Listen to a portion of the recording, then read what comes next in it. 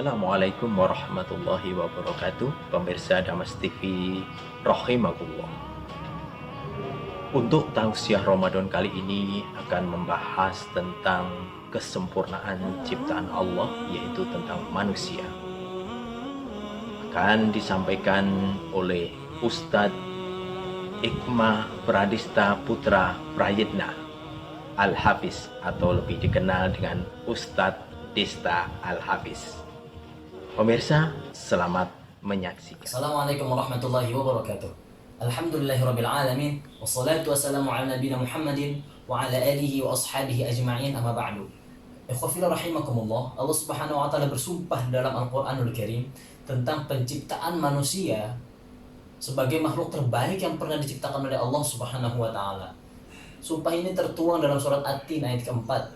Allah berfirman, A'udzubillahi minasyaitonirrajim, Bismillahirrahmanirrahim. Laqad khalaqnal insana fi ahsani taqwim. Sungguh kami telah menciptakan manusia dengan sebaik-baiknya. Ayat ini merupakan bentuk kasih sayang Allah Subhanahu wa taala dan juga bentuk keseriusan Allah ketika menciptakan manusia, yaitu dengan membekalinya berbagai potensi untuk hidup di atas muka bumi dan cocok untuk memimpin muka bumi ini. Ikhwafillah rahimakumullah, ada sebuah kisah dalam tafsir Al-Qurtubi yang sangat menarik, yang menunjukkan bahwa manusia adalah makhluk terbaik yang pernah diciptakan oleh Allah dibanding makhluk lainnya. Kisah ini terjadi pada Bani Abbasiyah yang ketika itu dipimpin oleh khalifah kedua yang bernama Abu Ja'far Al-Mansur. Nah, dikisahkan hiduplah seorang yang bernama Isa bin Musa Al-Hashimi. Isa bin Musa Al-Hashimi sangat mencintai istrinya. Pada suatu hari, ia bercengkrama dengan istrinya sambil menatap rembulan di malam hari. Kemudian, Isa bin Musa Al-Hashimi memandang istrinya dan mengatakan, "Wahai istriku, jika engkau tidak lebih cantik dan lebih indah dari rembulan, maka aku akan mentalakmu." Kemudian sang istri pun kaget dengan pernyataan tersebut. Seketika bangkit dan berkata kepada sang suami, "Wahai suamiku, engkau telah menceraikanku." Kemudian sang istri pulang ke rumahnya, ke rumah orang tuanya, dan Isa bin Musa Al-Hashimi malam hari itu tidur sendirian. Ketika pagi menjelang, Isa bin Musa Al-Hashimi datang ke tempat Khalifah Abu Ja'far Al-Mansur dan mengutarakan maksud juga permasalahan yang sedang dihadapinya. Kemudian ia menceritakan kisahnya itu dan Khalifah kaget mendengar cerita tersebut. Karena merasa bertanggung jawab, sang Khalifah memanggil seluruh ahli fikih untuk membahas permasalahan ini. Dan berkumpullah para ahli fikih dan membahas dan mendapatkan kesimpulan bahwa sang istri telah tertalak.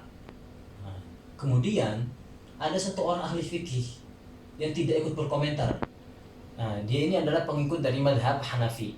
Kemudian sang khalifah datang menghampirinya dan bertanya kepadanya, "Kenapa engkau tidak ikut berkomentar dan memutuskan tentang perkara ini?" Kemudian sang ahli fikih ini menjawab dengan surat At-Tin dan berhenti pada ayat keempat. Laqad khalaqnal insana fi ahsani taqwim. Wahai Amirul Mukminin, sungguh manusia itu adalah makhluk terbaik yang pernah diciptakan oleh Allah Subhanahu wa taala. Tidak ada bandingannya dengan makhluk yang lain. Bahkan dia jauh lebih indah dan lebih cantik daripada rembulan yang disebutkan oleh Isa bin Musa Al-Hashimi. Kemudian sang khalifah pun tersenyum dan setuju dengan jawaban tersebut. Seketika sang khalifah menemui Aisyah bin Musa al-Hashimi dan berkata kepadanya, "Wahai Aisyah bin Musa al-Hashimi, sungguh istrimu tidak tertalak dan jawabanmu sesuai dengan apa yang diucapkan oleh sang ahli fikih tadi." Kemudian sang khalifah mengirim surat kepada istri Aisyah bin Musa al-Hashimi agar ia kembali kepada suaminya dan hidup berdua lagi karena statusnya tidak tertalak.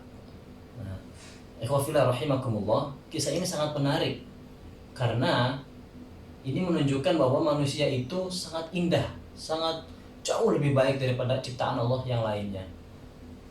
Apakah semua manusia yang dimaksud dalam ayat ini? Kita lihat ayatnya. Allah Subhanahu wa taala menggunakan alif lam ta'rif pada kata al-insan yang berfungsi sebagai istighraq al-jins lil haqiqah untuk mencakup semua jenisnya dan menunjukkan hakikat manusia. Artinya penciptaan manusia, siapapun itu, dimanapun ia berada, adalah bentuk makhluk yang paling sempurna yang diciptakan oleh Allah Subhanahu wa taala.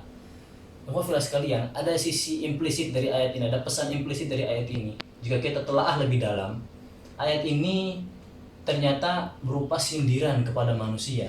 Mengapa demikian? Karena hari ini banyak manusia yang tidak bisa mempertahankan statusnya sebagai makhluk terbaik yang diciptakan oleh Allah Subhanahu wa taala dengan melanggar semua perintah Allah Subhanahu wa taala, buruk dalam kehidupan sosialnya. Yang ini merupakan bagian dari